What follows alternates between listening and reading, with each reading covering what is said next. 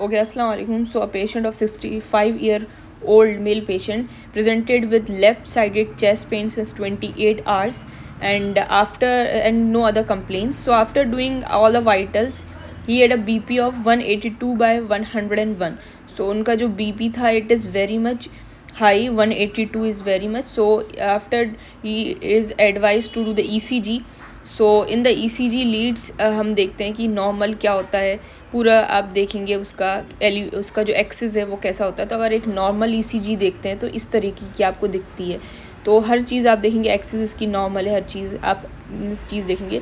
तो उनकी जो ECG में देखने को मिला विच इज़ ST एलिवेशन था, lead in V2, V3, V4 और V5. अब देखो V2 और V3 अगर हम ये चेस्ट लीड होती हैं और आपको पता है कि ये हमारे हार्ट की जो है V1 and V2 septal part को जो है वो प्रेजेंट करती है. तो यहाँ पे V2 यहाँ पे बता रहा है, तो septal part and V3 V4 जो है वो anterior part of the heart को प्रेजेंट करती है और V5 इज़ लेटरल पार्ट. सो देखें तो एंटीरियर लेटरल जो पार्ट है वो देखने को मिला है.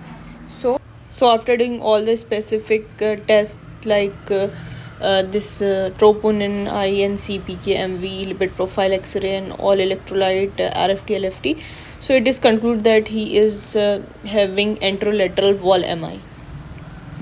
Now another patient having ST depression in V4, V5 and V6 and T depression in V3 and lead third.